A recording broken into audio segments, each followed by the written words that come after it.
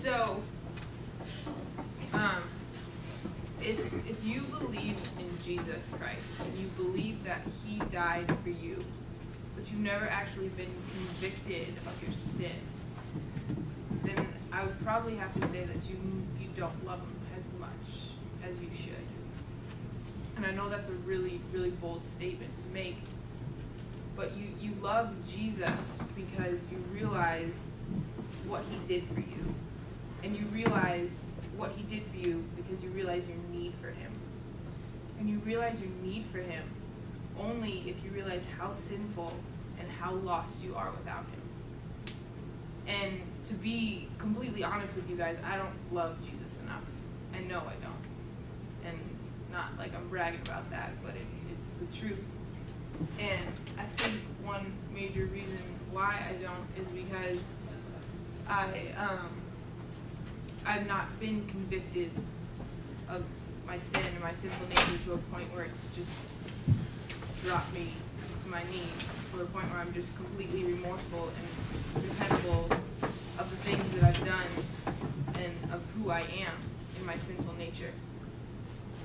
And I think a lot of times when we sin, we feel bad, but we almost feel bad because, or maybe this is just me, I'm not trying to generalize. We feel bad because of what happens to us. So it's like you sin and you're not sad and you're not remorseful that you turn your back against God. You're sad because of how you now feel. Because maybe you're physically sick now. Because you've hurt somebody else. Or because maybe your ego has been broken a little bit because people have seen what you have done to people. And the reason that this is so, I think, dangerous in a lot of ways is because it kind of directly interferes with the gospel of Christ. Because if you're just sorry because of how you feel, there's a problem. Because you're not really sorry for repenting, or not repenting, but for turning your back on God, and a lot of times kind of trying to nullify the cross of Christ by what you're doing. And there's a verse in Corinthians that says, "Godly sorrow brings repentance that leads to salvation and leaves no regret, but worldly sorrow brings death." So if you think about just feeling bad for yourself, worldly sorrow brings death. The only way you're going to have life and salvation is if you're repenting of what you've done against God. And when I was thinking about this, and I was trying to think about why I haven't been convicted, and what's kind of wrong with that, I thought about pride. And tonight I am going to talk about pride. And pride is something that's inside of you that says, I'm good. It holds you to a higher esteem than you should be held. You think, I deserve something good. I deserve the grace of God. Something inside you says, I'm worth something. I'm worth Jesus dying on the cross for.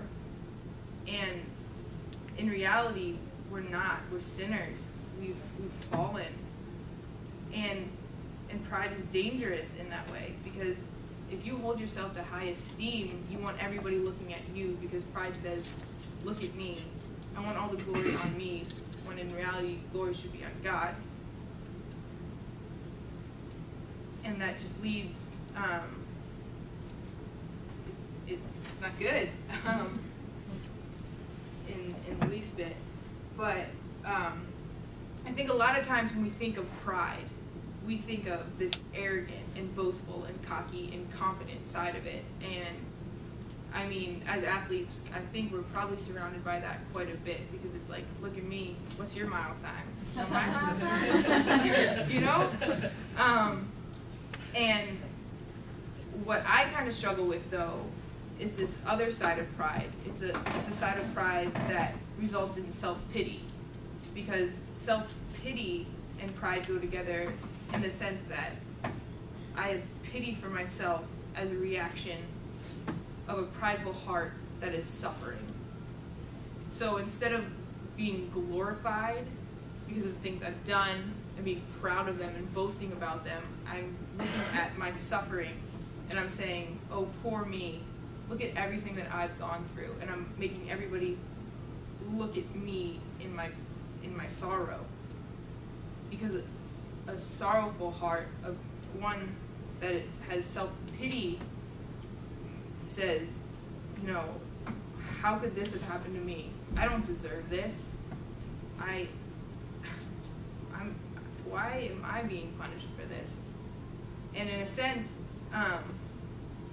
if you're really engulfed, you're in self-pity, you're just consumed by it. I'm sorry, I'm making generalizations, and this has to do with me, so I'm sorry about that. But I think a lot of times too, when you are in self-pity, it's kind of like, I would rather stay in my suffering because it means eyes are going to be on me than turn back to God and look for help. And it says, you know, I'd rather stay in my sin than turn back to God. And a heart that's full of pride and self-pity starts making excuses for sin. It says, you know what, I've gone through this much, I don't deserve this. It's okay if I sin, it's okay if I do this because I've been hurt, I've been punished, I don't deserve this. And I think an example of this in the Bible that I have found is the Israelites. And if you know anything about the Israelites, they're God's chosen people. And at one point they become enslaved to the Egyptians. And I think it was like 450 years, and I could have completely made that number up, so sorry if I was wrong. For some reason that is just circulating in my mind. But, so they're enslaved by the Egyptians, and they're crying out to God for years, for hundreds of years, and he finally brings them out of their enslavement. And he doesn't deliver them right into the promised land. He doesn't make things easy for them right away, but he brings them into the wilderness. He brings them into the wilderness to test them, to test their hearts. And in Deuteronomy, it says, remember that the Lord your God led you on this entire journey, these 40 years in the wilderness, so that he might humble you and test you to know what was in your heart, whether or not you would keep his commands. He humbled you by letting you go hungry, and he gave you manna to eat, which you and your fathers had not known, so that you might learn that man does not live on bread alone, but on every word that comes from the mouth of God. And if you know anything, if you know the story of the Israelites, basically God delivers them out of Egypt, and he's there with them in the wilderness, but they keep turning their back on him. They keep falling away, and it's just so evident. Their pride is so there that they turn to their idols and they say, well, you know, God brought me out, but this is kind of hard, so I'm going to go do my own thing. And that's not only that they're in their pride, but they're so full of self-pity that they say, wow, man, you brought me out of enslavement, but you know, I'm in the wilderness now, and I know you're there, but I mean, what am I supposed to do? I mean, they get to a point where they want meat. They want meat to eat. And God has given them this bread that no one has ever had before, this nourishing bread, manna.